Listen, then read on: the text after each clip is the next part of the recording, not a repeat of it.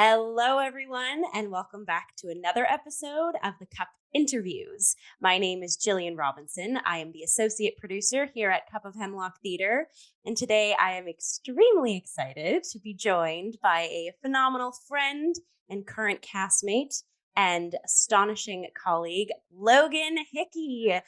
Woohoo! How are you doing, Logan? I'm doing well today. It's been a pretty good day so far, so I'm happy to be here.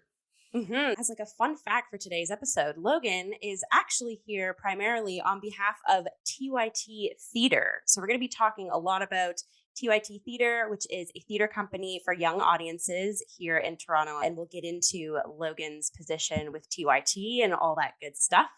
But as always, before we dive completely in, we're going to do our little icebreaker. So Logan, welcome to the cup. I'm going to ask you, what is in your cup today? Well, currently I have in a lovely wine glass a Coca-Cola. Woo! So kind of basic, but I was feeling something a little sweet, and that's what was beckoning me. Love it. Little bump of caffeine. Yeah, needed that today.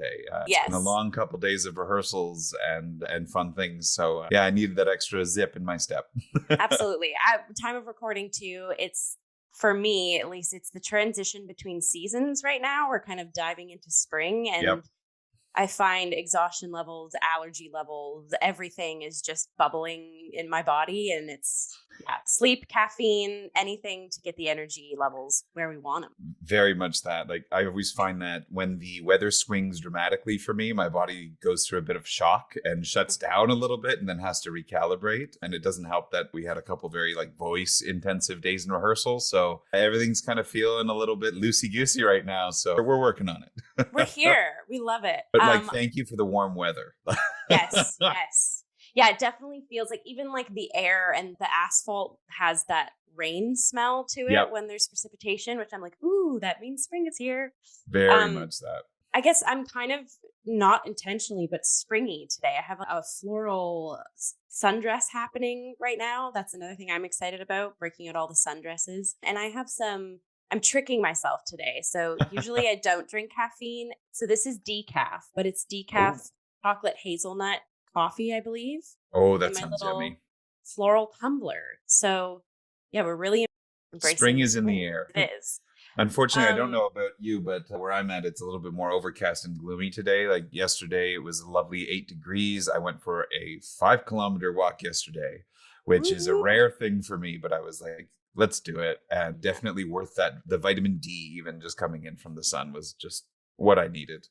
Absolutely. Yeah. Keep building up that stamina in nature. Yes. Exactly. Yes. We'll get into it, but both Logan and I are probably going to be rocking heels in the next show that's happening. Very So much heals. stamina is key. Okay. So we've given little Easter eggs also on a spring theme of what we're going to be chatting about today, but let's roll it back. Tell us about yourself, Logan, and obviously about TYT, but I want to hear about Logan first. How did you, Logan, get into the performing industry? So it's kind of been a long-ish journey for myself. I'm almost 30. My birthday's coming up in another month and a half or so. And so I've actually gone through two post-secondary programs, but it all goes back to, sorry, and both are related to the theater industry actually. But it all kind of goes back to grade 8 music of all things. My teacher played us the original London cast of Phantom of the Opera.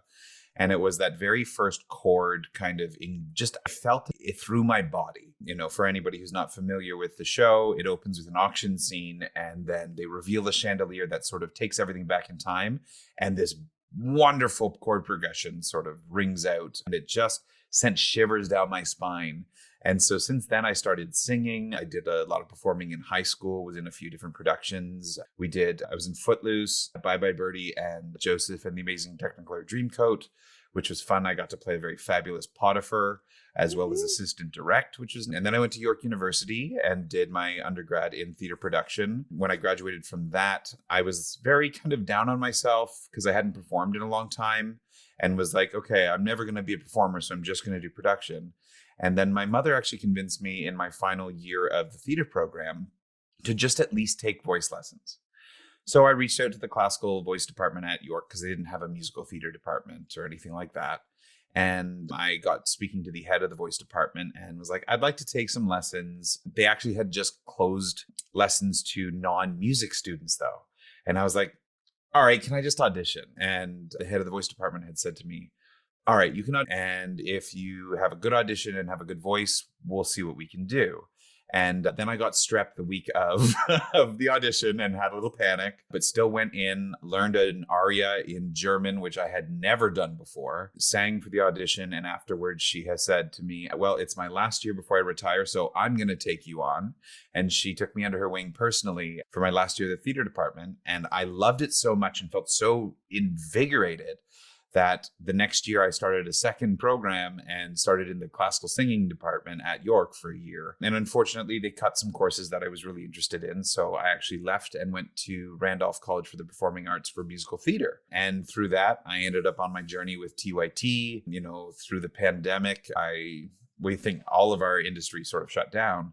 So I was kind of like, all right, I'm just going to figure out something else to do. And then just happened to kind of get back into it through a stage manager contract at Randolph, actually. And then from there into T.Y.T. and kind of been going ever since. Woohoo! Oh my gosh, what an illustrious trajectory you've had, my Yeah. friend. I don't have many regrets about it other than the amount of money I had to pay to do it Fair. all, you know, but beyond that, it's like, I wouldn't be who I am now if I didn't go on that trajectory. And I'm a big believer in things happen for a reason. Absolutely. While I might not believe in a higher power, I do believe that everything that comes into our lives can give us the opportunity to enrich our lives. And I've changed a lot since, like, the person who started at York, like almost a decade ago, is not anywhere close to the human I am now, which is kind of wonderful. Absolutely. Yeah, it's definitely one of those things you look back and when you're in the thick of it, you're like, is this the right path? Is this what I want to be doing? Am I making any choices that I'm going to regret? But then when you have that feeling of, oh yeah, I'm on this path, and you look back or you look behind and you're like, oh, because of all those stepping stones, that kind of brought me to here. Yeah. And it's neat because I've had a couple full circle moments, because even some folks who I went to York with, who then I didn't speak to for most of a decade, are now starting to sort of reintegrate into my life again through actually this podcast and through a couple other parts of my life. And it's been kind of lovely because there are connections that I just didn't think I had anymore that have been sort of trickling back in. So it's really been a bit of a full circle moment. Right. I always have, there's a mantra, my nanny, what I call my grandma on my mom's side, she would always say, what is for you won't go past you. And I feel like it's, when you reminisce on people that have been in your life, and then just virtue of paths you choose, or like your busy schedules, you fall off the track of being pals, and then all of a sudden they pop up again. It's like, oh, you're supposed to be in my orb. Like, our universes have collided in some shape or form for a reason. Yeah. And it might be very sort of spiritual sounding, but I'm a firm believer of, like, people come into your lives for a reason, whether it's to learn a hard lesson in the short term or long term, or to enrich your life in the short or long term. And the people who are meant to be there will find their way back in strange ways. An example that I can just think from my real life, non-theater life, is my parents had some close friends, you know, in high school when they were getting married, literally multiple decades apart, did not talk. And then at a high school reunion, they got back together. And now my mom has this group of women who she was friends with in high school, who they go away on the occasional vacation and do little trips together, you know. And sure, life paths deviate. They will connect when you need them. Yeah, exactly. I think this is a lovely segue to talking about, letting us know a little bit about T.Y.T Theater, because that, as you and I both know, is a lovely community space to be a part of. So I'm going to give you the floor of talk about, what is T.Y.T Theater? So T.Y.T Theater, the biggest thing that kind of stood out about it to me from when I first joined the company is that it is really an equitable company. They support, like, everybody within the company supports each other. They ensure an equal pay structure. Everything is above board when you talk about, you know, why, you know, rates of pay are the way they are, why rehearsals are the way they are. And they really strive to make sure that everybody's needs are met to a certain extent within the purview of the theater. Like, for example, because we don't pay, you know, Mervish rates, we accommodate with that by having an extremely flexible schedule around everyone's schedule. So once a week, myself or the producer or sometimes a stage manager will sit down and coordinate everyone's availability together to make sure that not only do we touch on everything that we need for the shows, but that everyone's availability is taken into account. Because we know, everybody's got jobs. If you're in the theater industry, even at some of the higher levels, it can be tricky to do that full time and still support yourself with, rising costs of expenses and whatnot. So we do what we can to make sure that we can be flexible around your work schedule. And it's just been lovely to be a part of somewhere that really values each individual for what you bring to the table. Absolutely. And genuinely takes in the opinion of every individual. Like, it's rare sometimes where you'll find like a costume designer who really does listen to the actor's input on a costume for a theater show rather than just their own image, or a producer or a set builder who really listens to your feedback on how something is constructed. And it does create this lovely community, which is why I think for a lot of our shows, like for example, for our Pantos, it often attracts the same folks because it is genuinely such a positive experience that people keep coming back again and again, which is amazing because you get to work in a way with work and grow with a bunch of awesome people. Yeah. Absolutely. And I'm one of those examples. Obviously, viewers, listeners, if you've been following to date, it's no surprise, I guess that's the way to put it. I came out of, actually right before the pandemic, I was geared up and ready to play Rapunzel in the Rapunzel pantomime with T.Y.T Theater. Pandemic happened. And then when we started coming out of COVID hibernation, things were still going on, but theater was opening up again. And I came back with the team as Rapunzel in the Rapunzel pantomime, and phenomenal experience. That was the end of 2021. Unfortunately, we had to shorten that run due to Omicron. Yeah. But then when Evan, our producer at T.Y.T Theater, when he was like, we're going to try to do Rapunzel again, I was like, yes, I'm on board. I'm down, because I had such an enriching experience coming out of the pandemic. I think I've said this before in other episodes. I had severe imposter syndrome, which I think ditto. Now I can Ditto. confidently say I'm kind of getting over that now, which is a massive thing for my ultra sensitive, criticizing personal brain. But I actually had so much imposter syndrome going into that first run of Rapunzel, but we did it. It was such a supportive family space. Yes. There was no hierarchy. There was no diva-ness. Like, everyone knew they were there to work, to be professional, and to play. Like, there's always that constant balance in TYT spaces, which is why part of the reason to keep coming back. But I actually remember when we reopened in the spring of 2022, I actually had like an emotional breakdown during rehearsal. Like, I had just like imposter syndrome meets oversensitive, empathetic nature. Like, there was just a vibe that unfortunately came in the room, but held the space and was so supportive. And it's just like, these are the deep sort of caverns of beauty and supportiveness that T.Y.T can offer. And it's just things that, like, the quality of productions are phenomenal. And I mean, I guess I'm biased a little bit in the productions that I'm in, but in the other shows, which we'll get into, like, you can just tell that there is such an infusion of support and chemistry and family vibes. And that's, I always say, like, a piece will be phenomenal because the cast is so strong and phenomenally genuine with each other. And that just, like, TYT bleeds that into every one of its pieces. I agree. I would agree with that. Yeah. So came back for the extension of Cinderella Panto last winter. So November, December for Buttons, the MC character. And then we'll get into this too, but I'm here again for Princess and the Pea. So it's one of those things, like, I would not be coming back as often if I wasn't enjoying my time, if I didn't feel respected, if I didn't feel I was growing, if I didn't feel this experience was a stepping stone in my own personal career as well. So, but all of those boxes are always checked with TYT Theater. So it's just a fun environment. Like, really, especially because it's kids theater, you can't help but play. You have to play and find the pleasure to play, regardless of the character you are, whether you're the baddie, whether you're the goodie, whether you're a silly pig or an anxious elephant. Like, you always have to find that pleasure to play, especially in kids theater. And I find that it is a space that has been cultivated by the producers and by just the people all involved in the theater that really benefits even learning within what you're working on, especially as a performer. Like, I can relate to having imposter syndrome, especially when COVID hit, and this goes back to my journey with theater, I was slated to play Ursula in my graduating term's Little Mermaid. But then when COVID hit, Disney revoked the rights because they didn't want us to do it in an online forum. Which was heartbreaking because that is a dream role for me. Yeah. And it is on my docket to go for when I eventually see an audition for it. But then I switched to be playing a character called Rec from A Wonderful Town, which is a very different character. I'm someone who's part of the LGBTQIA plus community.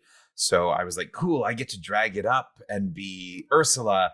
And then I get to play Rec, who is a really big, dumb football player. And while I learned a lot through that production, especially a lot about camera work, it was essentially a masterclass in how to work a camera, angles, especially for like self-tapes and that. Like, we learned every step of the way. Mm-hmm.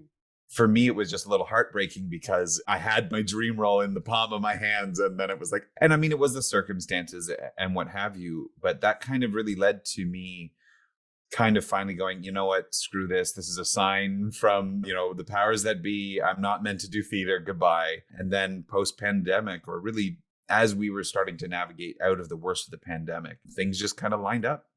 Yeah. And part of that trajectory was you getting involved with T.Y.T. theater. So walk us through, like, you've, spoiler alert, have worn many hats for T.Y.T. Yep. So yeah, walk us through that whole journey for you. Well, how it started was I got a contract at Randolph. They reached out to me because they needed a stage manager for their graduating class who did Guys and Dolls. It was a great class. I loved the students. And actually, some of them have now joined T.Y.T. for a few of the productions. So it's lovely to have that familiarity going into the rehearsal space. But so I started as stage manager, and I did also wore the hats of TD and PM a little bit during that run, which is where I met our producer at T.Y.T. Theater, Evan, who helped build our set. Really helped. He built the set. He worked hard and helped get it done for us. And it was so much fun. And we just worked really well together that he was like, hey, let's have a meeting. So we sat down. He picked my brain about my goals in the theater industry, the trajectory I want to be on. And he happened to need a stage manager for this Cinderella pantomime. And I said, yes, let's do it. Because I finally was getting a taste of the theater community that I had been missing through my contract at Randolph. And I was like, okay, yes, please. Because we just got along very well. And so then I started as a stage manager for Cinderella. I did a little bit of production management for a production of One Christmas Carol right before Christmas. Then I got on as stage manager for Elephant and Piggy's We Are in a Play, based on the Mo Willems books about the same characters. And then I finally said, you know what? I want to audition for you because performing is where my heart is. I'm good at the technical aspects. I'm a good stage manager. I can help build sets. Can production coordinate. Like, I wear many hats, but where I thrive most and find the most of my joy in the industry is performing. And I was like, you know what? Pantos always have a drag character. So why the heck not? And so I auditioned for Princess and P, and now we're here. Woohoo! Yeah, I can totally relate to the being really good at the technical side of things too. Like, I've said this on the podcast, like, I did some digital stage management over the pandemic and I was really good at it. And I did enjoy it. It's kind of like the organizer, motherly vibes in me that just naturally comes. But absolutely, I am radiating the same as you. Of my heart was like, I want to perform. And yep. It's this thing. It's this like, and it's like those skill sets, regardless of what hat you're wearing, like, they don't go away. But no. Like, it does take like a moment of like, okay, your brain feels like you're pulled in opposite directions, and you're like, okay, I have to focus on what I really want and just trust that everything else is going to come with me in some shape or form. Like the other day when we had rehearsal and Tal, our stage manager for Prince of the Pea, wasn't there. Logan, you being in the space and keeping us on track, me being your fellow performer and castmate, I was like, oh my gosh, yes, I forgot that there's like another stage manager brain in this cast aside from mine. Like, this is great. We're always going to be on time. We're always going to do things. Excuse me. But yeah, there is that kind of like, what path should you go down now? Yes. And then realizing, like, this is so wild, but I have this thing like, years down the line when I want to start having children of my own, I have this vision of me like full on pregnancy belly with like a clipboard in hand, and I am stage managing every show I can get my hands on because I'm like, Yep. that we can do.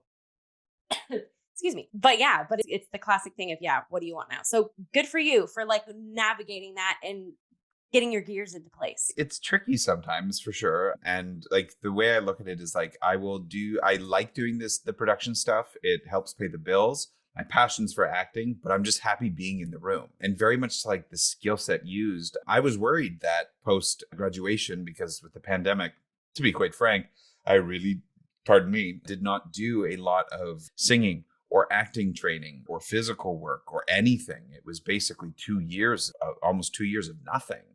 Really. Right. And there was a bit of mental health stuff that kind of crept in because it was like, oh, now I'm completely cut off from this industry that helps feed my soul. Like one of my biggest, like on a personal level, one of my biggest things is I want to do something that fills my cup and that continues filling my cup. Right? There we go. That's on brand. Right? And so like having that completely taken away, like I'm not an office worker. I have a mind for paperwork and I don't mind having it as part of my duties amongst like in the theater. I have no problem participating in the paperwork aspect, but it doesn't give me the same thrill and joy as performing and just even being in the room. So that was a whole like heartbreaking moment for me. And there was a little bit of worry once I actually got into and we started rehearsal for Princess and the Pea. For me, there was a bit of worry of like, oh, did I lose these skills? Because I haven't done them for 2+ years. I have had COVID 3 times, which does also come with some health aspects. Like I have noticed a little bit of lingering brain fog. Like cognitively, I'm not at the same level I was 3-4 years ago. So getting this role, I was like, okay, will I be able to memorize my lines as well as I used to? Will I be able to, flex my musical theory brain again? And it's been wonderful. Like, obviously, I'm not where I was 3 years ago, but it hasn't all left me. And stepping back into that role of I'm now a performer, doing my line work, learning songs, even just figuring out on the page, on the sheet music, what notes are where. When the music director says we're going to change this note to a different one, I can figure that out still. I didn't lose that ability, which has been absolutely wonderful. Right. Yeah, there's been so many hurdles. Like COVID. Thank you for bringing that up again. Like COVID in general affecting physical health, affecting mental health, and COVID from like an active, like having it, but also, COVID throwing us on hiatus, whether we liked it or not, pulling us out of dream roles, pulling us out of, a trajectory we're going down and having to wear a different hat or having to step in the shoes of different characters. It's really like taken us by the shoulders and been like, okay, what happens when we shake you up? What was really tricky I found and it goes for like film, TV, theater, what I found was really hard was that the smaller venues were kind of left like on a governmental, like political level and health level, they were kind of left to last. They prioritized things like, the Mervis shows and the bigger film and TV sets and that. They prioritized reopening those over the little theaters. So folks who were newer in the industry or graduated just before COVID or even during COVID didn't have those avenues to jump into like T.Y.T. because like you said with the Rapunzel Panto, it, closed basically 2 times because of COVID and then reopened again.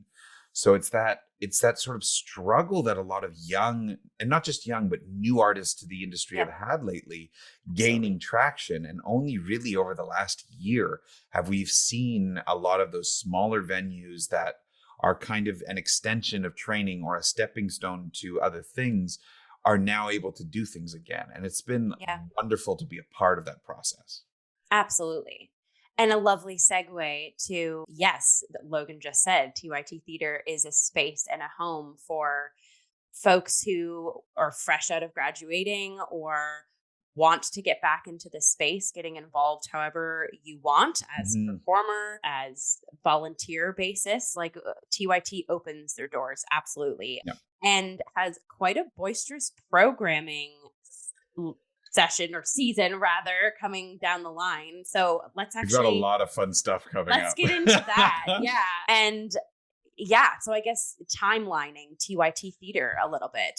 What programming is on the horizon and kind of where's the company come? Yeah, we've had We're in a really unique, because the company in its current sort of iteration only really started about a year and a half, give or take, ago. And so we've been doing a bunch of smaller runs of shows. And recently we had, and this is a wonderful problem to have as a theater, we had a show that opened, this Elephant and Piggies. We're in a play. And we originally, I believe it was either 16 or 20 show run. We're now up to 51 shows. We've just done our last extension, April 12th and April 15th, because everything else, like, we're 100% sold out. And we hadn't had that happen yet. So it's been kind of really mind blowing. So if you haven't seen it yet, and really it is, though it is a kid's show, it is fun for everybody. I brought a friend of mine into our invited dress rehearsal, and he was a theater academic. And we got 3/4 of the way through the play, and he looked at me at the end of the show and went, I didn't realize like these kids characters were going to make me feel that way or move me the way that they moved me. So and this is Graham McClellan, right? Yeah. Graham's been a panel on the Cup for this episode. So yeah. Oh yeah. Graham and I go all the way back to York. He's actually one of the people who when I mentioned earlier, folks coming full circle back into your life, he's one of the folks who have come back into my life and I've been very grateful for. And so yeah, he's absolutely fantastic. And he's got a fascinating mind when it comes to theater. So I really liked that feedback, because I was like, cool, we can move people even with a show that's meant for children. Yeah, because Ryan of the Cup and I went to that invited dress as well. And the first thing I said to Evan and the team afterwards was like, thank you so much for brightening my dreary January, February, dark Toronto overcast vibes.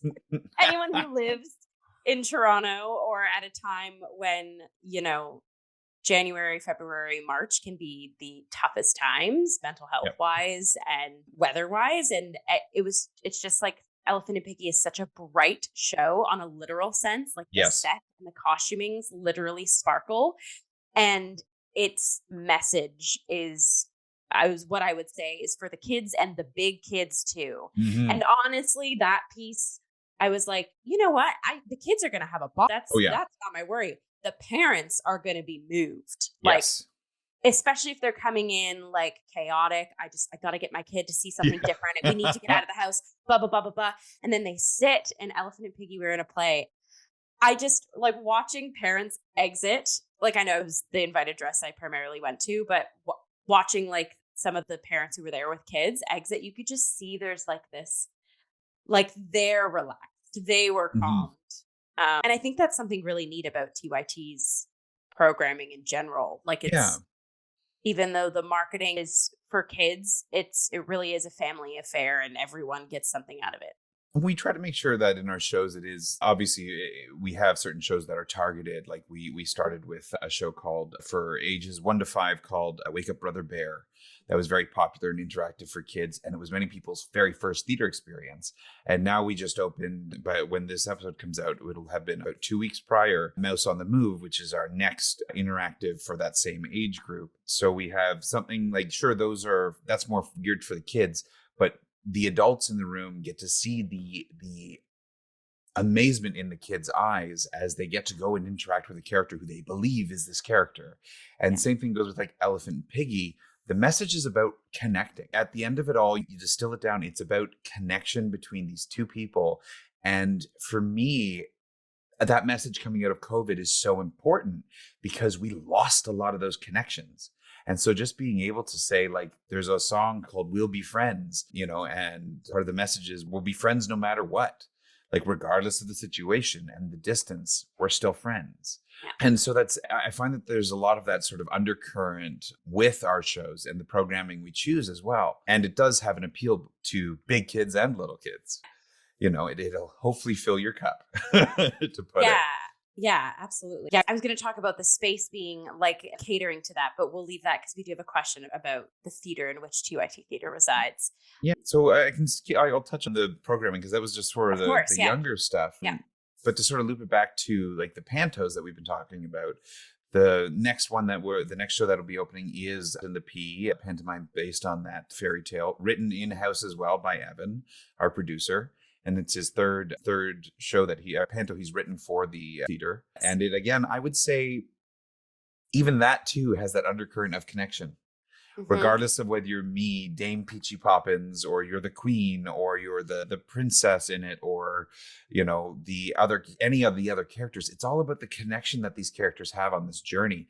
And we Yep. just happen to do fun, silly things and interact with the audience along the way. And I think that's my favorite part about a panto, is that you can have those sort of really fun moments and change someone. I don't want to say change someone's life, but change someone's perspective, perhaps, Yeah. or lift someone up, because there is that pleasure to play involved in the show. There's a silliness involved, but it's also about the connecting of the people and the characters. Absolutely. So that's our next show that we're opening. For that, we have a really cool show, A Girl Who Swallowed a Cactus, which is a one-person show with puppets. It's about environmentalism and our world, and it's just a very cool and intimate show, because when you have just one performer on stage, there is a closeness with the audience. And I think that's going to be a really fun production. It's just in rehearsals right now. And then we get to look at, as we're moving past that and through the summer and even into the fall, we've got a couple really fun things lined up, like A Year with Frog and Toad, based on the classic book that has been around for literally a few generations, and is that one will literally be for the kids now and the big kids, and the kids later. They read those as kids. Exactly. And it's just, again, the play's about friendships and connections and sort of that transcending of species. Even, you have a frog and a toad who are best friends, and you meet a snail along the way who's a friend, and birds and all these creative characters. And then the other one that's coming down the pipeline right now is How I Became a Pirate, which is, again, based on a children's story. And it's all about a kid who learns how to be a pirate through songs, and it's a musical, and the music is phenomenal. If you haven't listened to it, find it on Spotify. It is so much fun. Cool. And we're even looking at doing a Curious George play. Who doesn't love Curious George? So we've got a ton of really fun things involved, and something that we just started doing with Elephant and Piggy that has been a way to reach and I think inspire even more people was we started doing school shows. Mm-hmm. So we've booked some private groups school groups who have come in, and, about 60 kids or so, and assorted adults with them, and then reach a whole new generation of people who maybe wouldn't necessarily go with their parents, maybe they don't know about us, or maybe they haven't heard about the theater space, or it's too far maybe. But they, we offered decent pricing, a discounted rate for the group, and they got to come and have the whole theater experience. And for many of them, because we're talking, I think our youngest were like senior kindergarten class. Right. It's some of their very first experiences in the theater. Mm-hmm. Especially with COVID, we spent so much time at home, and especially kids in school being stuck at home. This is a lot of their first experiences. And that's my favorite part of our programming, is that regardless of the plays I've been involved in, the kids who have seen them walk away with a look of wonder on their faces. And I know, and this may be corny, but I know that while it might not be the same for everybody, there are some formative memories that are happening with this first theater. Like I mentioned at the top of the podcast about me hearing that first chord of Phantom of the Opera after that opening scene, that was my formative theater moment. And I know that some kids are going to be seeing Princess and the Pea, or these extra shows of Elephant and Piggy, or whatever the other programming is, and they will leave with a new joy, I hope. Yeah, absolutely. I think that, again, beautifully leads us into our next question. I feel like this is, Logan, you keep ending your answers to questions with these wonderful messages. And I'm like, oh, amazing. We're just floating next to the next question. I don't have to do any fancy transition work. That's what happens when you get artists talking in a room. Everybody's feeling their feelings and lovely metaphors. But again, artists who can rove between the stage manager brain and the actor brain of okay, we have to stay on track, but I have to give you the emotive, genuine response. I love it. So let's talk about theater for young audiences. So yes. I feel like most people who are listening or watching, TYA is the acronym for Theater for Young Audiences. And it is a genre of theater that is, it's a show that is marketed towards younger audiences. That can be anywhere from baby ages up until teens. And it kind of, obviously shows will their age ranges will kind of fall in between, in and around that umbrella, but theater for young audiences is its own little nook of theater. I personally have fallen into that genre a lot coming out of graduation through TYT and Mhm. also through doing other companies' works. I also love working with children. So it's a choice as well as an opportunity. Yep. So we've kind of, through talking about TYT and the past programming and upcoming programming and the audience reactions and feedback, clearly theater for young audiences, sh- in my opinion, should be a staple in children's lives because it can offer a whole different scope that has nothing to do with your upbringing. It has nothing to do Mhm. with the school system. It can be a fresh, spontaneous intro into themes and emotions and Yes. stories. Yes. So, yeah, so I guess let's talk about the impact of TYA and what it does and how it is. And yeah, what are your thoughts of this genre, Logan? My first thing I want to talk about is the problem around the opinions on theater for young audiences. So, having interacted with multiple theater schools, even outside of the two I attended, TYA gets a bad rap. Often people, especially folks who think they're theater or academics, kind of poo-poo and look down upon theater for young audiences, which I think is a massive mistake. Absolutely. Because as just an acting exercise, ignoring the impact you have on the kids and whatever else involved, as an acting exercise, you will almost never get a better crash course in how to connect to a character and how to be a genuine person on stage as that character. And like it's something that a lot of some snobby actors think, oh, but I become the character and I'm having this very genuine connection, and it's all can get very vapid and very self-serving. But when you're in a room full of 60 children plus adults, every single child is going to look at you, expect this character, and the moment you are not genuine, Yep. they will call you on it. You will have characters who will straight up I'll reference Elephant and Piggy because we haven't had an audience yet for Princess and the Pea. Of course, we are in rehearsals still right now.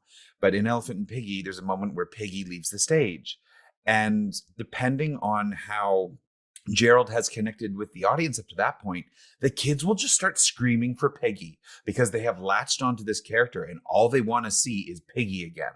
Or when Gerald goes zipping around, there's a moment where he leaves the stage for some quick change moments and he's back quickly. But when he's gone, all of a sudden the kids are like, well, where did the elephant go?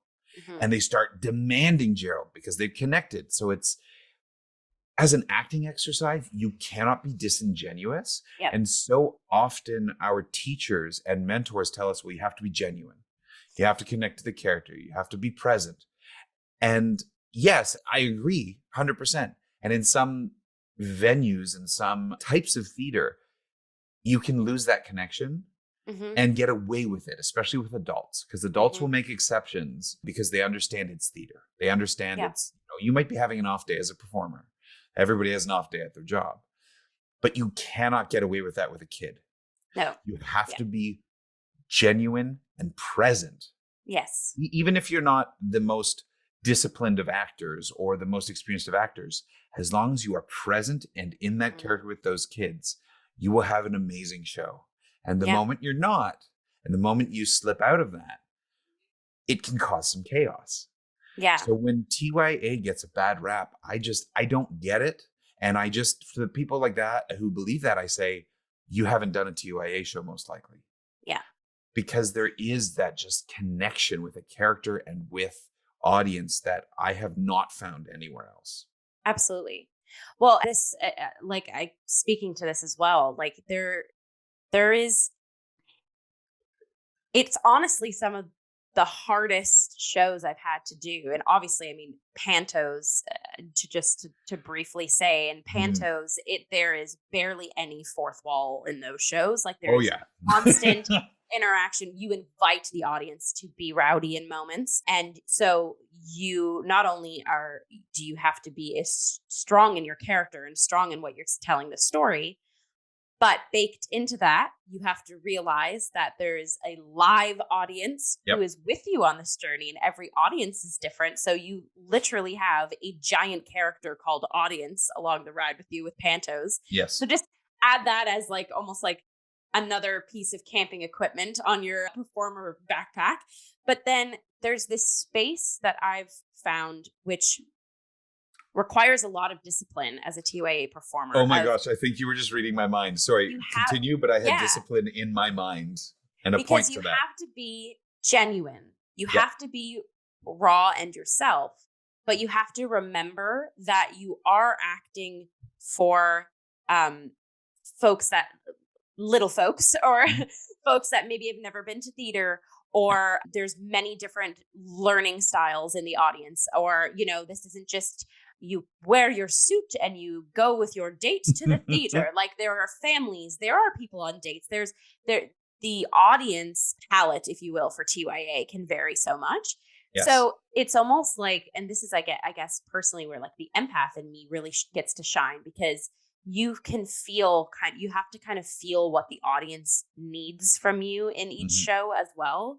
So it does it's not like where, for example, I did a Shakespeare last summer and I had that character in me, and every night it was that character, and the audience was just there to see that character be on stage, because I didn't need to do anything to that character. But with Pantos especially, but also just with TYA, you are actor as vehicle, but you're also actor as vehicle and like traffic cop at the same time. It's hard to explain, but like, it's really like, yes, your overall objective is to tell the stories on stage, but there is that micro objective that's sprinkled in of you are telling the story on stage for a reason, and you're welcoming people into that story with you. They're not necessarily just observing it, they're absorbing it.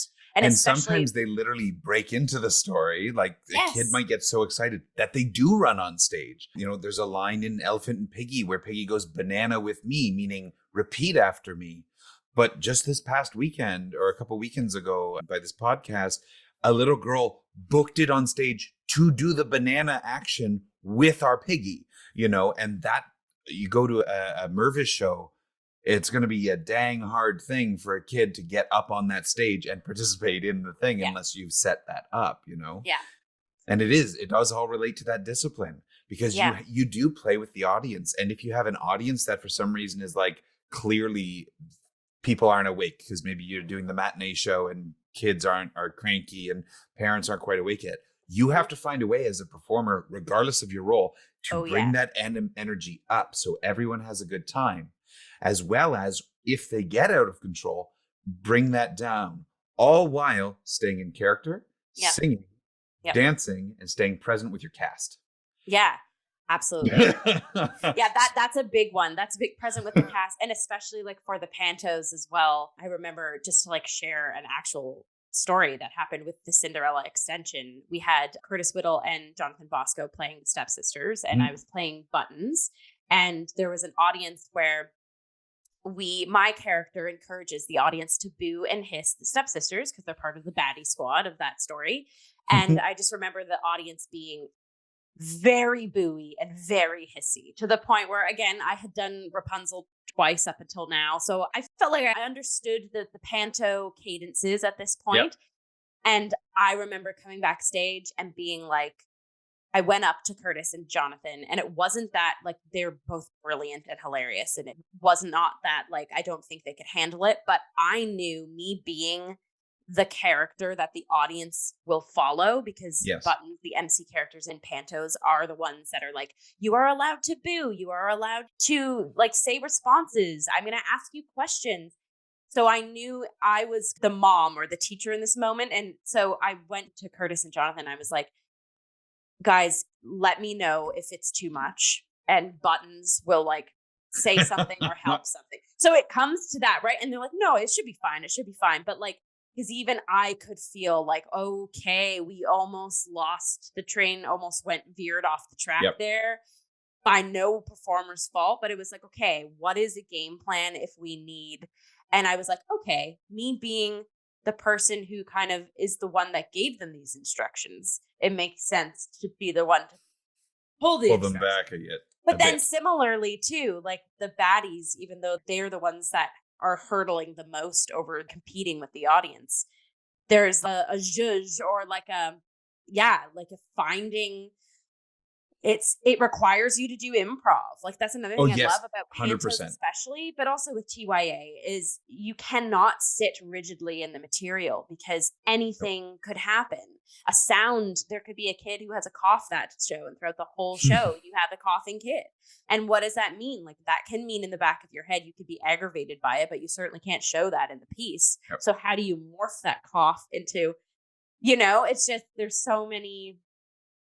So having the most groundedness in yourself, but then also supportiveness with your cast. Like Yes. it's not, it's so interesting. I find this is, I think also why I keep gravitating back to T.Y.T because every cast is, you can tell is quite close with one another, but especially with Pantos, me being the extrovert that I am, I grab my energies from other people. And I love that Pantos require a team mentality throughout everything, throughout the rehearsal, throughout the show run, because it makes a squad Yep. that even if you do have a tricky audience or things go awry or things are different, you can problem solve in the snap of a finger. Exactly. Exactly. And with adult shows, you don't always see that on stage. No. Like I know I've come back from the play and I've been like, okay, the story was good. I liked the script, but I know that I didn't necessarily think it was phenomenal because there was no chemistry in the cast. Yes. You know what I mean? Definitely. Just to touch on that, you said present. We've said present a couple times in relation to it. Something that neither of us has mentioned about Pantos yet is that there are a lot of gags to them and a lot of clowning involved. You might have a moment where someone swings a beam and the other character has to duck very quickly, but you have to drill that over and over again. And it really does add to that discipline that we mentioned, because you have to sometimes find improv within that. Yeah. So for example, me as the dame in Princess and the Pea, I have a moment where I address a line to the audience and my follow-up line to it depends on the audience not reacting, not engaging. And then there's a funny line that invites them in. But I also have to prepare for the scenario where I might say my line and get the reaction from the audience that the script is not expecting. So then that next line doesn't make sense anymore. Yeah. So you have to adjust in that little moment. And that comes with that clowning, that comes with that playing and that being present, because you can't let that throw you. Yeah. Because if where a panto dies is when you are super rigid with the script. Because there's going to be those moments where maybe there's one kid who just doesn't stop booing the entire time. Like literally the whole scene. Maybe they don't ever stop booing when the baddie's on stage. What do you do with that? How do you insert a line within your character and what you're doing that pulls that back? That's not a part of the script. There's just so much. And again, it goes back to that discipline. And truly, if you feel you are stuck and are looking to be a better performer, audition for TYA. Even if you don't audition for T.Y.T theater, audition for a theater for young audiences, because what you will get from that experience is so much more than what you came in with, because you will learn and grow as a performer. And that's really why I think that the fact that a lot of training programs and a lot of theater elites, in air quotes, the fact that they don't always view TYA as a super viable option, I think is a mistake. Absolutely. Yeah, I couldn't agree with you more there. Like, I know even personally, like I am so much more confident in myself as a performer because I've had the chance and ability to allow myself to play and explore and be goofy, but also be on my toes at the same time. So then when I do find myself in a contemporary adult drama or a Shakespeare piece, I've done all that inner child work and discipline with TYA to now add that flavoring to adult shows. And newsflash, everyone could afford a little bit of inner child massaging, if you will. You know, 100%. especially folks who aren't in the industry and who do want a night out in the theater, you deserve to laugh and feel things. And TYA absolutely is like that sort of messaging is built in because it is for kids, but more TYA flavoring in adult programming, I am an advocate for because I feel like every adult should remember to be a child Yep. and indulge their inner childness. I'm going to just address this too to the folks, the adults who may be listening who are performers. Every single character has a pleasure to play. Whether you are a cruel person or a fun character or the villain, finding that, and actually even when you're a baddie, and I don't mean like a panto baddie, I mean like a true villainous character, an evil person, you have to find a play in those roles, even just for yourself. Yep. And that play doesn't mean necessarily you're having joy. Yeah. Because when you go to a dark place as a performer, sometimes it's difficult. But finding what does make that play, what makes you, the human being, play in that character. Exactly. You know? And TYA, I find, is a great vehicle for that. Yeah, absolutely. Oh, love that. TYA. Okay. And like low-key plug audition for T.Y.T. Theatre because we have a lot of fun. Yes, a lot of fun. I mean, if you're still listening to this conversation, Logan and I could go on and on and on and on about all of these talking points. I think we haven't mentioned this either, but I feel like it's implied. But I want to say it anyways. T.Y.T. Theatre, I love that Evan Harkai, I don't know if we've said Evan's full name yet, so I'm going to say Evan Harkai, implements a check-in and check-out process with the casts. So basically, this may have come up on other episodes, but I'm just going to reiterate it. So with casts, at the start of every rehearsal, at least with rehearsal, and it probably bleeds into some performances as well, but definitely with rehearsals, when a cast shows up to rehearsal, we circle up and we do a check-in.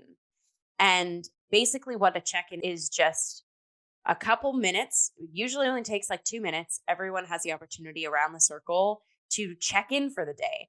This can be anywhere between, I'm feeling good, I'm excited to work. Or it can be like, hey, I had the stomach flu 2 days ago and I still feel like hot garbage, but we're going to work. Or it could be like, I am feeling super terrible in my day-to-day life, but anytime I step into the space, I feel invigorated and I'm ready. Or it could just be like, yeah, I have zero energy and kind of don't want to be here. It is a space to just have the artist acknowledge that they are a human being for a couple seconds. Because we all have human moments. And let the team know just what each individual wants the team to know. And again, me being super empath and I gravitate to people's energies, the benefit of that, of the check-in process, is that I can kind of know where everyone is sitting at the top of the day, as well as myself. But so for a couple reasons. One, I know if someone is maybe having an off day and they have a moment of frustration or stress in rehearsal, it's not because of me or anything happening. It might be what they have going on. And I don't have to know the minute details of what they have going on. But it is nice in a shared creative space where we're all vulnerably creating together to kind of know where everyone is at. And it's just lovely. It's a lovely way. It also, to me, is such a professional way of entering a creative workspace because not only is it, you're kind of getting a little glimpse into what everyone's working through as their human selves, but also I do find a sense of groundedness and a readiness to work. We are there to work and play, but like, it's not the thing. I don't like the thing of leave it at the door because you can't do that. Like, that doesn't acknowledge the human involved. Like, don't hide. The way I look at it is don't hijack the rehearsal with your problems. Yeah. But having that check-in moment at the beginning, it allows us to have a human moment. It allows us to connect. And it does really contribute to, oh my gosh, we've said this word 3 times and I'm connecting it, presence, being present with the other person. Because you now acknowledge, you see the other person, you go, cool, you're there, I'm here. We have a small understanding of where we're both at, which then allows us to play within those boundaries that we've now just implied or set. Totally. And what I like about being on the production side of TYT stuff as well sometimes is that we carry that check-in into other spaces as well. Like if I sit down with Evan and we're figuring out a schedule for the week, or we're working in the theater, we'll both do a little check with each other. Hey, where are you at today? Cool. I'm here. How you doing? Oh, you're there. Okay, cool. And then we take that into our workspace, which then allows us to communicate more clearly. And that does extend to our stage managers, all the production team, from set, costume, props, etc. There are those check-ins that allow for that humanness to enter the theater. Yeah. And then in my experience, it's not as like devoted as much time as the check-in, but the check-out is at the end of the work time frame, whether it be the end of rehearsal or the end of a meeting. It's just a little bit of like, does anyone have anything they want to say before we break apart? So it could be a reflection on the day. It could be, I was feeling super garbagey coming in, and I just want to reiterate this team is awesome and I feel better. Like, it's just, again, it's that acknowledging now we're done the work. It's kind of like an intimacy training when you do like a tap in, tap out. Very, very similar to some intimacy work. And it doesn't, what I like too is it doesn't, I'm someone who, I love something like that, but I can also feel for colleagues and castmates that maybe are like, oh, this is something like this is not their jam. They don't feel the need to do that. It doesn't usurp enough time or effort for those people to get deterred by it. It really is just like, we're here. Let's throw how we're feeling in the space. We're out.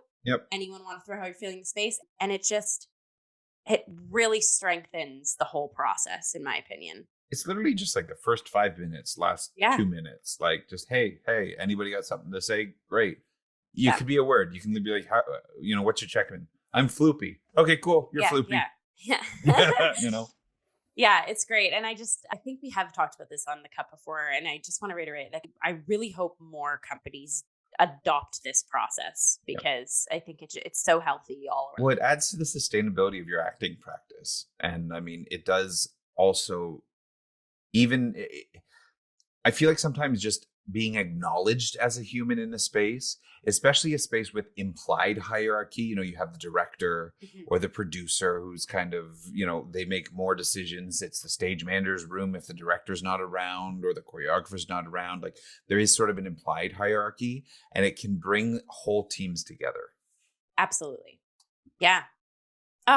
Another reason to come audition for T.Y.T. Sprinkle them everywhere. Yes. little nuggets of wisdom. So, T.Y.T. Theater's home. I know I kind of spoiler alerted us, or I was going to earlier in this conversation, but we're here now. So, T.Y.T. Theater's current home is Witchwood Theater at the Artscape Witchwood Barns, located near St. Clair West Station in Toronto. So, let's talk about that space a little bit. So it's a really neat space. It's a 92 seat, I think it is, at maximum capacity, 92 seat theater. There's not a ton of storage space there. So what I like about it is there's a lot of reuse of stuff. It's very, like, for me, it's a very sustainable practice in that way, because you can, like, the flats will get used in a bunch of different shows. Sure, they might get cut and changed and painted or whatever, but we do reuse a lot of our props and stuff and give them more life. So just from a sustainability aspect, it's a really cool space for that. You can probably have very, like, comfortably up to about 8, I would say, total performers on stage at a time, because it is a bit of a smaller venue. I'm going to say it's almost like a half black box theater, because there's a ton that we can do with that front third of the room that is the stage. And the grid is very accessible. So even from a lighting perspective, there is a lot that we can do within that. Which is kind of awesome. Just even like as a venue for a performer, like, there is a dedicated green room with a bathroom, and you do have, like, within the green room, there's some curtains you can pull for more privacy. And, there is, I find, a respect that gets fostered there. And of course, we have a great little snack bar for the folks who come in. So it's just a very versatile and fun space. And it's got this lovely, and it doesn't really impact the shows at all, but it's got this lovely, just for a rehearsal space atmosphere of, you can open the curtains along the one side, and it is a whole bank of, like, floor to ceiling windows that exit into the park at the side of the Artscape Witchwood Barns. So you get a lovely, like, especially in the summer, you think, oh, I'm rehearsing a play in the summer. oh, you're not seeing the sun. Mental health kind of get a little bit better of you. So you can open up this space to get this beautiful light coming in that really does give a little bit of extra energy to the space. Absolutely. And if it's a beautiful day out, you can even crack the doors open a bit and let some fresh air into your rehearsal space as well. So it's a really cool and versatile space there. And as a bonus, just from like a technical aspect, it is one of, if not the only theater that has a massive HEPA filter up in the air and air exchanger, so that can do a big turnover of the space just for health and safety purposes very quickly, which is an awesome feature. And it's air conditioned. So if you take your kids to one of our shows in the summer, you will be in a nice, cool environment before having to exit back into the humidity. And as a bonus, the little park on the side of the Artscape Witchwood Barns has like a water feature you can go play in with your kids after.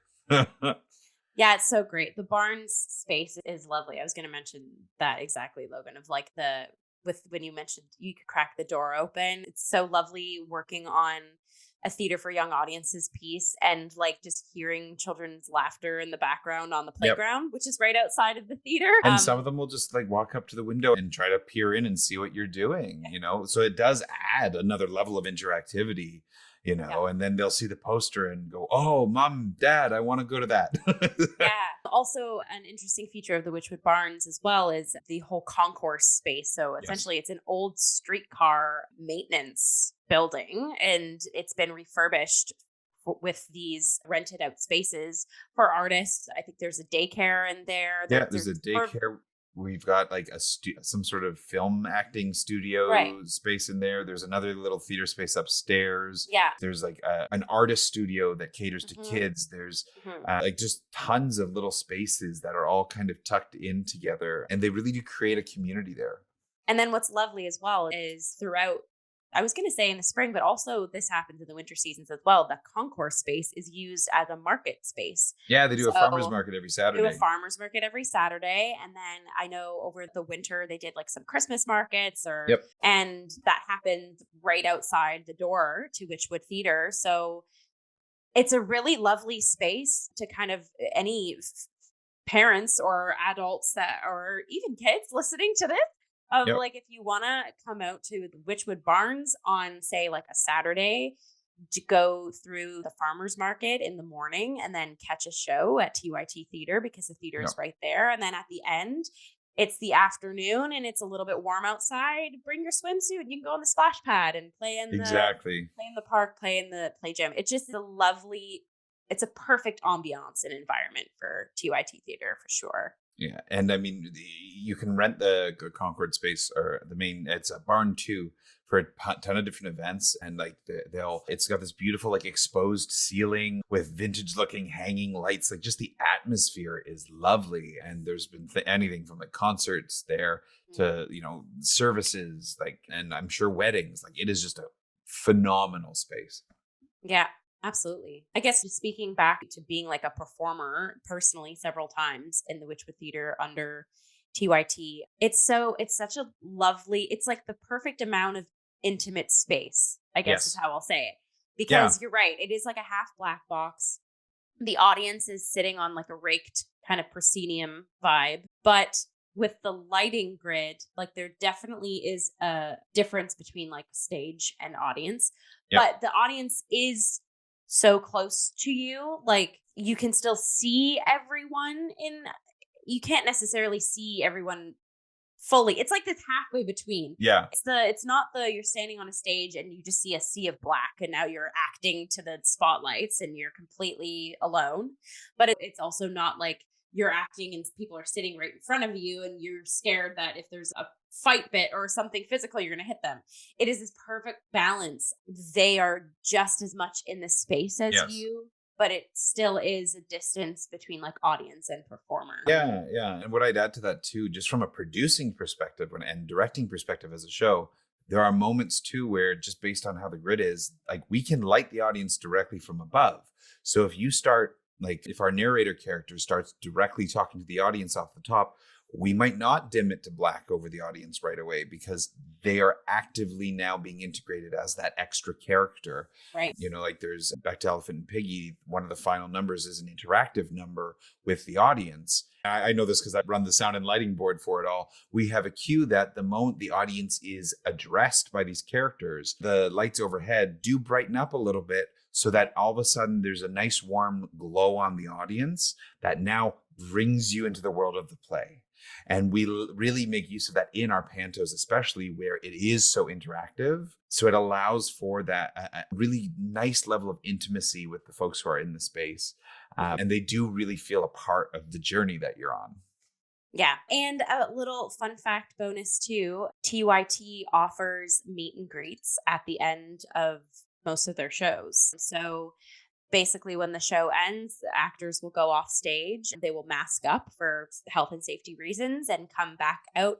And our wonderful front of house staff usually creates a little line, and friends, little kids or big kids or both, can meet the actors afterwards as well and take a photo, ask questions here and there. I also just love that extra initiative that T.Y.T does as well, because I think that is like going one step beyond it. You've already created such a community space with the content of the show. And like you just said, Logan, like inviting audiences in via either lighting or actively asking them to participate. Yep.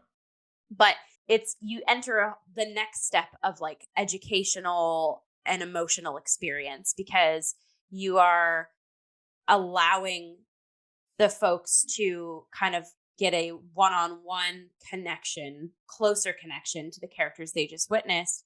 Yep. But then also from like a kid's point of view, from an educational standpoint too, they're realizing that this is a person who plays this character. And because, we come out still in costume, but there is that like, hey, did you enjoy the show? So they get to experience of like, oh my goodness, I was just in this wonderful magic reality with this person. But then this is also a person who genuinely wants to know me in the real world too. Yes. Yes.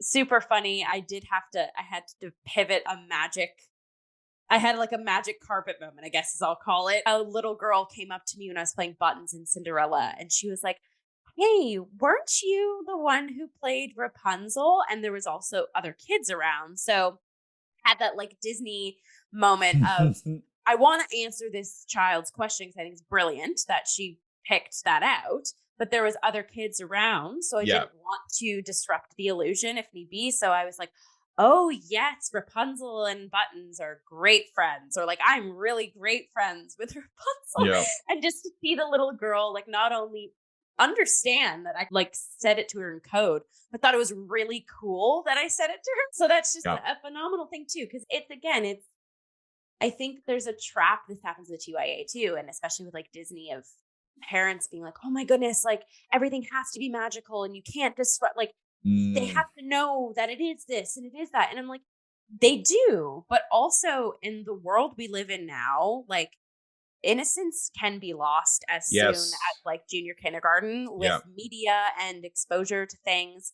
And it's totally okay if a child is brilliant enough to voice that they realize an actor plays a character. Like I think there's obviously like different situations in a balancing act that you can have in mind dealing with each child. But well, like for example, with that actually to Elephant and Piggy, we have kids who will go up and they want Elephant's autograph, or they want Piggy's autograph, because these are the books that they have now been read as kids and are part of their formative years. So then to me, the other sort of side of that is like, you also want to be like, yeah, I'm Elephant. Depending on who this, what the interaction is. Like, you don't want to be like, yes, I'm always Elephant, but like, yeah, like I play Elephant. Yeah, gladly. This, or however you would want to approach that. Yeah. It's just this lovely experience you're also giving them. Like there was one kid who I think he had seen other shows with these characters, like a live performance, maybe not of Elephant and Piggies were in a play, but some sort of Elephant and Piggy moment, because he had other elephants that had signed in his book and wanted this other elephant or the squirrels or whomever. And it was neat because the opening weekend I had to tell the cast, I was like, y'all start practicing between scenes your signatures, because there's kids with books in the audience and I think they're coming for an autograph. So all the squirrels got together and figured out what they'd want to do. And it also comes back to that sort of like interacting with kids can be hilarious because they'll also always be brutally honest. And there's one kid who went right up to the guy who was playing Gerald. It's like, can you sign my book? Like super confidently, he signed the book. And then his mom was like, do you want piggies and the squirrels? And he was like, nope. And just turned and left. Like, knows what he wants. So funny. Like, knows exactly what he wants. And then he's gone. Like, it was so funny. Oh, that's so great. Yeah, the meet and greets are one of my favorite parts, especially when, like, for the Pantos, a lot of the kids will dress up as, like, princes and princesses or, like, little fairy tale creatures.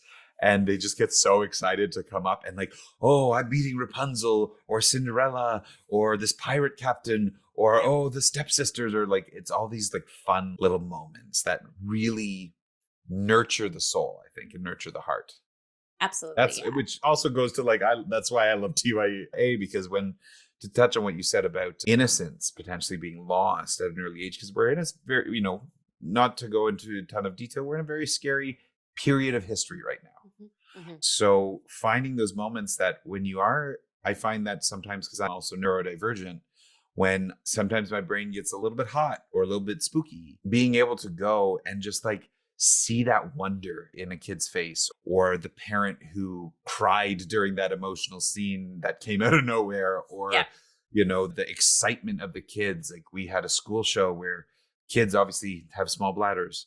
They would go out with the teacher and then try to book it back into the space because they just wanted to see the rest of the show. That kind of thing really does give you a lift when things get scary. Absolutely. Yeah.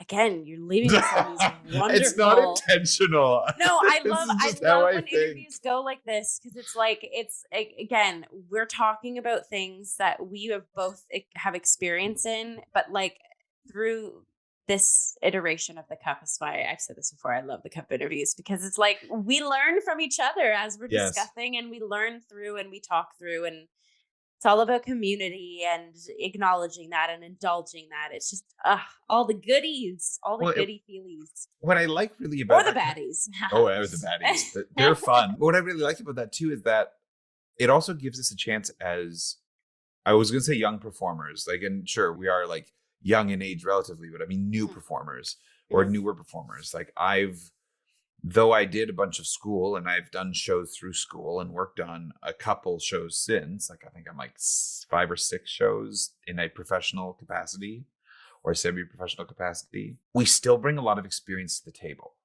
And when it comes to acting, so much about acting is your own life experiences. How do I find this joy in this character? Okay, what can I do for myself? The technique that at least I was taught was, if you're playing a character who is deeply in love with this other character, but you've never been in love with another person, how can you use your own experiences? And I don't mean method acting. No. Big X on my side. No. But I mean, how do you generate that same level of love within yourself for this other character without understanding what that love is? So like mine might be like, I'm very close with my family, so I've got a big familial love in my life, so I know what it feels like to be loved. So how do I let myself have that moment on stage? Or how do I not let myself have that moment, because again, that sort of sounds like method to me. How do you implement or infuse the situation with what you know? How do you give that situation the proper weight? Yeah, exactly. Yeah. And how do you express that on stage in this character body that is not your experience? I've never been the minder of a prince of a kingdom. I now have to figure out, like, I've never been a parent, but I know how I've babysat people. I know how I take care of my pets, which actually I'm being visited by one right now. How to nurture and that love of family. Because for my backstory in my head, there's a familial relationship to this Prince character. How, like, I can pull from my experience. And so then when me, the dame, is looking at the prince, I can go, I want to make sure this person finds happiness. Exactly. Because I can relate that to, like, I felt that way to someone else. So I know how I would feel in that moment. And then you apply it. right? So it allows people with perhaps a shorter resume of experience still talk about acting because there is something relevant to say. Because Absolutely. Yeah. if anything, sorry, I'm being beckoned by, this is Tanner. He can Oh, make hey, a Tanner. visit. Oh, He is a bit of kitty cat. little two-faced sometimes. He likes the pets and then will, flip on a was it turn on a dime? Yeah. Anyways, he's my little comfort cat when I'm on the computer. Love that. But yeah, so it allows folks to have these conversations because our experiences are valid. And if Yep. anything, we having just or more recently gone through an acting program can tell you what works when you're early in the thing. Or at least, yeah, sure, it's through a lens of what works for us, but it doesn't invalidate that experience as an acting Mhm. tool as well. Like Yep. I've learned more from my peers who are of a similar Absolutely. experience level than necessarily a teacher that I had in school. Hmm. Because it's also like, hey, we're going to teach you 7 different acting methods. The list is this long and figure out your own little personal da da da da. And there's some things that are like, cool. I literally had a teacher who told me, yeah, this is part of a curriculum that came out in 1960 something and hasn't been changed since. And I'm like, then why is it relevant? Yeah. Yeah. When we have like 6 other methods that are better, 6 other acting techniques that are better or more sustainable or whatever Yep. since. Yeah, it's through conversation and community with others, like, and I think, like, dialing back to the thesis of this conversation of, like, TYA is absolutely a genre of theater that Yes. requires that, but then it's through being a part of that and going on those types of journeys that, again, we've touched on this, stepping outside of that, whether that means in different wearing different hats in the industry or Mhm. going into a different genre, you are taking what you've learned through TYA. And Yep. one of those main learning points are through community and team building and genuine support. You will be the best you can be, and Yep. the team, because the team around you is, or you will help infuse, and then the team will become that as well. And it's always, I found a little, I think it was like a meme, or not a meme, but just like an inspirational image on Facebook. I think it was today. And it was a little stick figure sitting on one book. And then beside of it was a stick figure climbing up a stack of books. And I'm paraphrasing, but the stick figure on the one book was like, this is where you're at when you have it in your head. You've learned everything. Yep. And then this is where you can go when you have it in your head that there's always room to grow, kind of. Yes. It was, and it's, Yep. I was like, oh my gosh, I resonate so much with this because I feel like every day we were just learning and pivoting and learning, like doing so many things. I think humans operate at their best when we're in a constant state of learning and unlearning, Yes. and you can do that at any age, at any point in time. You can make a pivot and you can expand your mind. There is no cap on being a human, Yep. on human Oh, experience. that's good. That's good. I'm gonna snap There, that. there That's is no good. ceiling. And like another thing that I would point out is like Beyonce still rehearses. Hmm. Meryl Streep still learns out something different for every role. All these people who folks consider perhaps at the top of their game are still always learning and unlearning. And they stay at the top of the game because they Because have an they're understanding hardworking. that Yeah. there is no ceiling to be a human and there is no ceiling to human experiences. Hmm. So every day they're able to take something else in and then toss something else away. Yeah, Especially as exactly. we learn more about, not to pivot too far from the conversation, but the more we learn about ourselves and the more we learn about the human experience, like different kinds of genders or Hmm. sexualities or the different minutia of intersectionality, Hmm. that illuminates so many different things. And I think we're responsible, and through TYA especially, we can open our eyes to a little bit of that relearning again because we Yeah. put ourselves in front of a group of people who are in that learning space, Hmm. who are being affected. Hmm. And I hope that in turn that lets the actors who engage with that be affected as well. Yeah, I think just to kind of, I won't spoil the queen that I'm playing in Princess and the Pea, but just to give a little share on this note. So I'm playing Queen Green Pleasant. That's hard to say.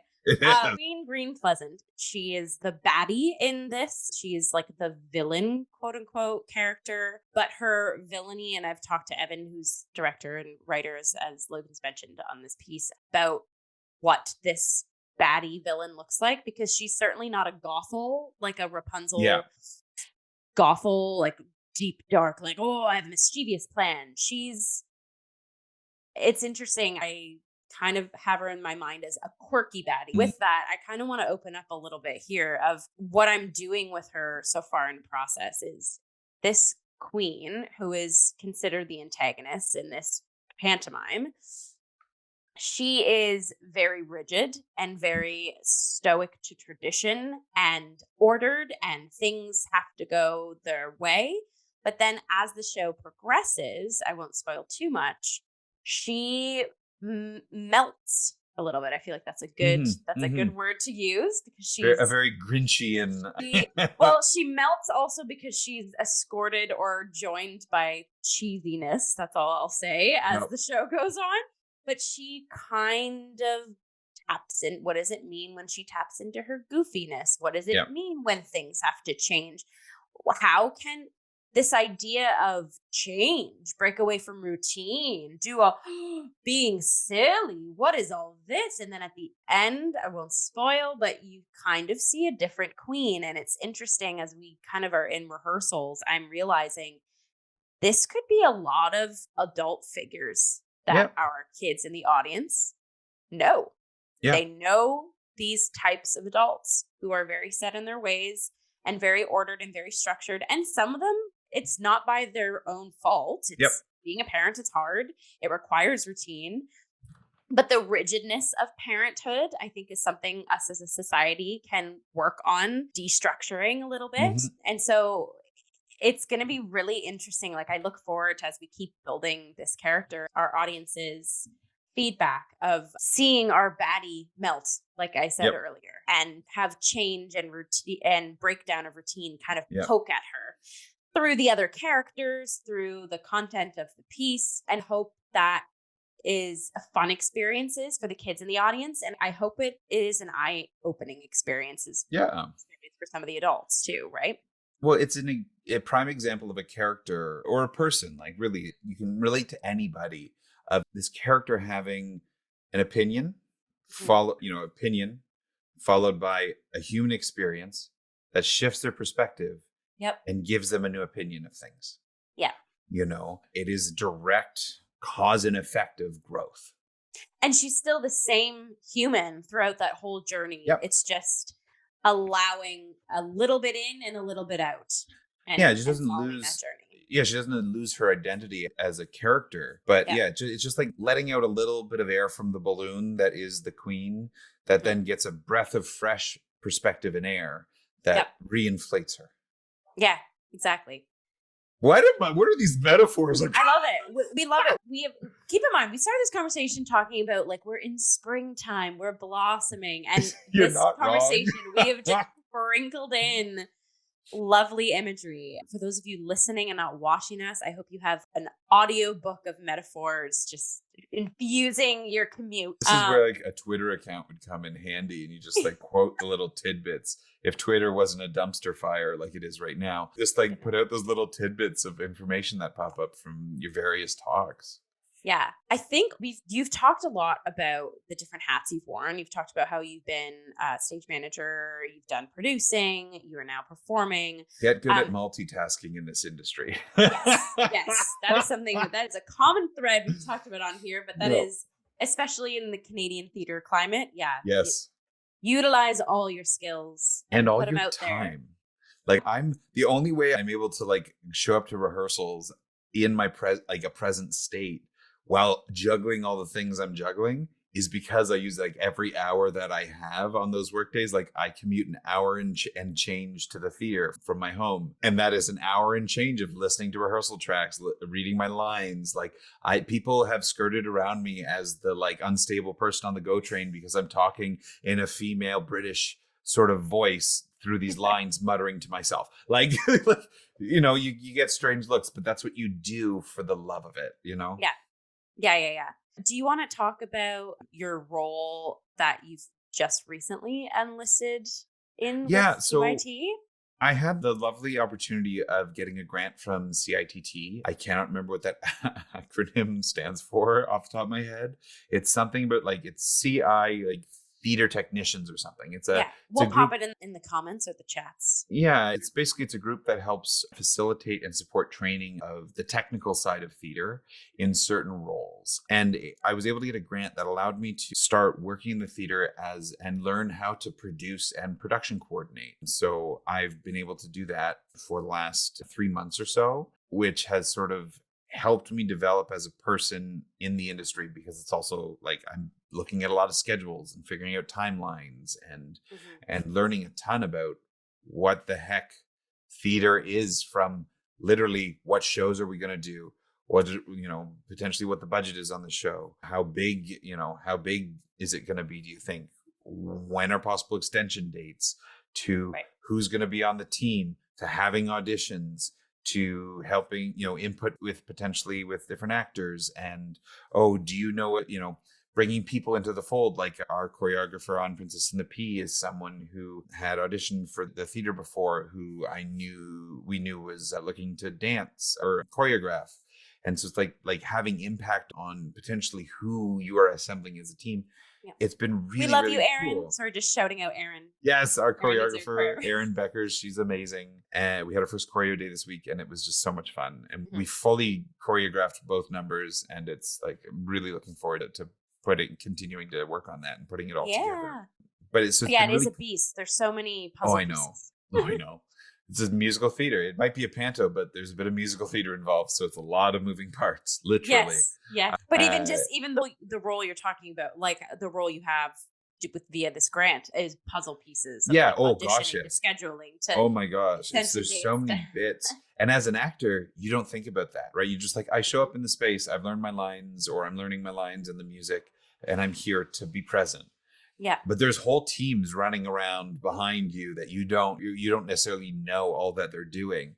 And so it's that sort of peeking behind the curtain, like, the Wizard of Oz moment of pay no attention to the man behind the curtain. I get to be the man behind the curtain and learn actively on this grant, which has led to me, as of April, I'm going to be continuing with the company in a producing and education actually capacity. Because of these school shows, it's going to be part of my job is going to be reaching out to all these different schools in the area and figuring out if there is interest for certain shows, and then coordinating, talking about puzzle pieces, coordinating that with around rehearsals. So like we're going to have 2 or 3 shows rehearsing.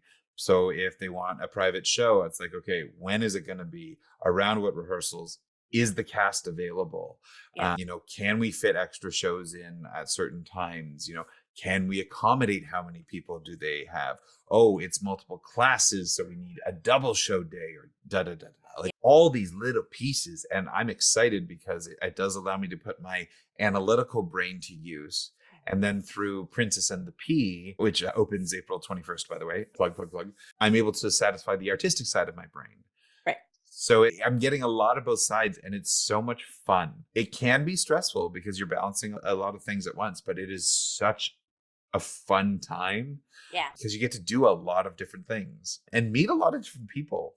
Mm-hmm. And have really cool artistic conversations about kids theater, like we're doing right now. Exactly. So even like the admin work is fulfilling creatively as well. Totally.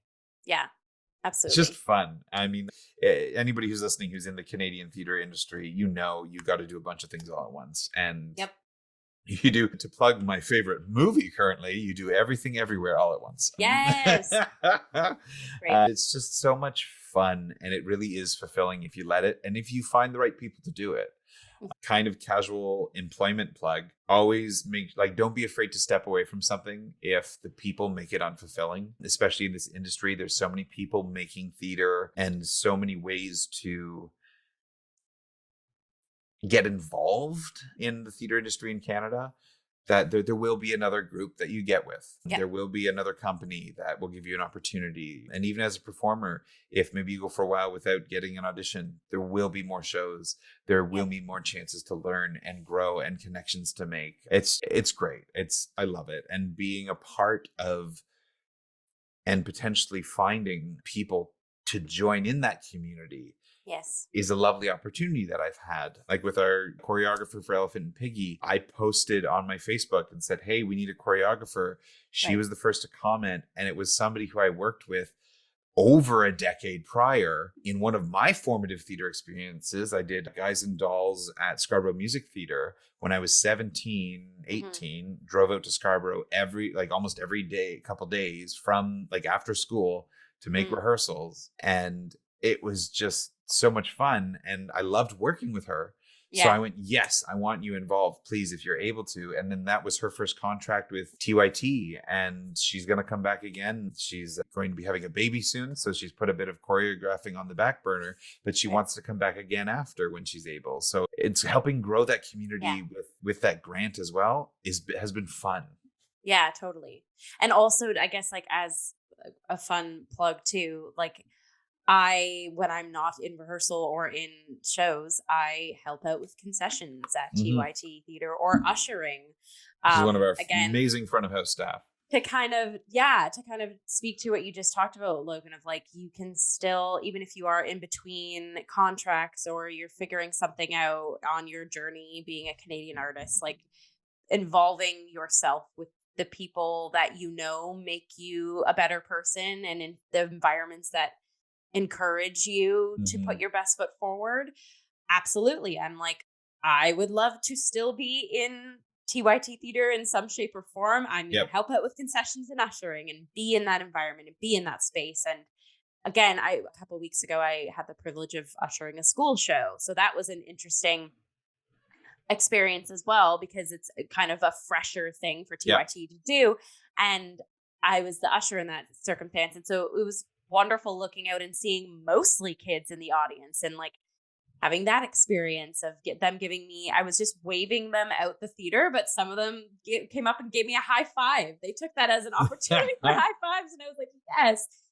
So yeah, T.Y.T Theater is just a wonderful orb of brilliance across all fields. And there's opportunities to learn no matter what you're doing. Like, we've got one of our front of house staff who is in school for something film related. I can't remember off the top of my head, is shadowing Evan, our director, in an AD capacity. Like, there's all different kinds of different ways to be involved as well. And it's a great place to be. Yeah. My life, not to get corny, or, not like we haven't been corny and like emotionally charged, during this conversation at all. Yeah. But my life truly, oh my God, what's the word? The direction of my life, the trajectory, that was the word I was looking for. Trajectory of my life shifted immensely to the positive the moment I started getting involved with T.Y.T Theater.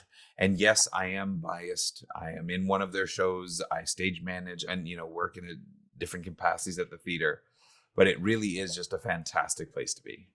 Absolutely. I will stand by that and reiterate everything you just said too. Like, likewise. So on that note, let's plug some T.Y.T Theater. So map out for us Princess and the Pea, and then what are some of the social media pages and venues that our listeners and viewers can follow? Yeah, so the next show that we're opening is Princess and the Pea on April 21st. We have Friday shows at 6:30 p.m. and then weekend shows at noon and 3:30 every weekend until May 14th right now. If it sells well, there's an option potentially to add a couple weekends in there if folks are interested. It's going to be so much fun to do, and it's going to be a great show. And again, biased opinion, but some of the stuff that we're working into it, once we've drilled it a bunch and have it in our bodies so that things don't go too awry, it's going to be entertaining for everybody involved. And you can actually check out that and all of the other shows that are starting up and running currently on our website. It's just tyttheater.com. Pretty straightforward. You go to the On Our Stages link, and that'll give you the breakdown of all the dates and direct links to the different ticket sites, as well as little blurbs about the plays, like recommended ages, length and time, etc. And you can also find us in a more active capacity at T.Y.T Theater on Instagram. There's also a chat option on our website that will send a message directly to one of our staff, who will then answer when able. You can inquire about like private performances and anything that way. And then we'll make it into the hands of the right person and go from there. Yeah, love that. Follow. I think on that note, Logan, we can sign us out. Do you have any Yeah. last minute? I mean, like I said, we've have wonderful nuggets of information Yeah. and advice or experience that we've peppered in, but is there any final statements that are resonating with you? I would say my thesis statement or my closing Yes. arguments for this conversation would be never count out TYA. Mhm. Never count out TYA. Because how do we make a new generation of artists that become exposed to art? You Yeah, know, inspiring young minds is probably one of the most rewarding things that you can do, and you don't know your interaction and how your interaction will impact. There's absolutely. a lovely story I was told years ago. Makes me sound like an old, I'm really old. Way back in my youth, I got this lovely story of this person who was describing their lollipop moment, and a lollipop moment was for them what it was. They were giving out lollipops to people. I can't remember what the context was, but who were like standing in line, essentially, big long line, and they were handing out these lollipops and talking to the people along the way. And there was one person who they handed a lollipop to and had a conversation with, who was in a very dark space in their mind and dark part of their life. And this person who was handing out these lollipops ran into that individual years later, who essentially said to them that it was that lollipop and that human interaction Yep. that completely changed their day. Hmm. So you don't know what you do in your life you don't know how the things you do in your life will affect other people. Yep. And how do we make more compassionate people? We expose them to the things that matter, like art. I think it was Churchill who said something along the lines of like, not to, I feel like I'm on like this is my soapbox moment, but it was, if we don't have the arts, what are we fighting for? Yeah. If we don't have our culture, what are we fighting for? If we don't have our things like our music and our joys that come from even our TV shows, if we're not protecting our arts, then Mhm. what are we really protecting? Yeah. Because it does, like, an artist can express themselves. Like, do we do at the end of the day when we're so frustrated that we just want to zone out? We binge a TV show. Mhm. Every single one of the people involved, from the editor to the director to even the producer to the writer to the actors, they're all artists. Yep. So if we were to lose all of that culture, that regardless of what the show is, regardless of what the music is, the play is, if all that's gone, what are we living for even? Mhm. You know, like, it's just, there's so much in there, and inspiring young people with their first theatrical performance. Yeah. It's not a small thing. Nope. Yeah. And you will learn so much from those interactions every single step of the way. You Absolutely. may even realize you don't want kids from those, or you Sure. really want kids, Yeah. Yeah. Yeah. There's a lot you It. can learn from them, as much as you are giving them an experience that is unique to them. Yeah. Two words, like the phrase you said, it's been resonating throughout your whole statement there. Interact to impact, or interact will impact. Like there's that, and I think it goes back to what we've chatted about a lot today of when there's like interaction, meaning community, when you're in Mhm. dialogue with someone, or when you're in shared space with someone, or shared experiencing, or unlearning, relearning, there is an impact there. Mhm. It might be you're the one impacted, it might be you're the one doing the impacting, it might mean an impact in a way that you never thought you would feel this way. Could be a positive impact, could be a And negative you may impact. never know that Hmm. the impact happened. Exactly. You may Yeah. never, ever find out the Yeah. effect that you've had on someone else. Like, Yeah. like the lollipop moment, he may never have met up with that individual again and Yeah. would never understand or know the positive effect that they had on that person's life. Yep. But you are making an impact Yes. in your own, small way.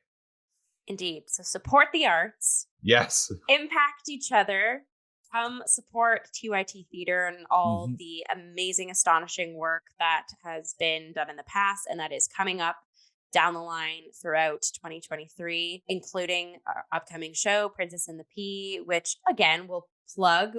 Logan will be Yep. playing Dame Peachy Poppins. Hello. I will be playing Queen Green Pleasant. And yeah, that's going to be happening April 21st to May 14th. Potential for some extra shows if sales go well. So support the arts. Come, bring yourselves, bring your kids, bring all the vibes. Let us entertain you for an afternoon. I promise it'll be worth it. It's great. And again, not to plug us even more, but like we did some scene work the other day, Logan and I, and we have a lot of awesome, fun chemistry on stage. And I'm really excited to just ratchet up our vibes, our characters' vibes to each other. It's great. I feel like there's going to be a moment or two where we just hear, at least once during the run, I think we'll hear a crowd of kids just go, ooh. Oh yeah. Oh yeah. Oh yeah. There's a history there that it's just so great. Yeah. So we'll pop all that information down in the comments below, as well as reiterating the social handles that Logan has provided us with. On that note, as always, if you are listening or watching, go ahead, follow Cup of Hemlock Theatre on YouTube, like, share, subscribe, pop in the comments, and you can follow us on any podcast platform you so choose. We are also on Instagram and Facebook, all the lovely things.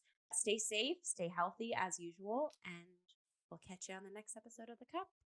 Cheers. Cheers. Thank you.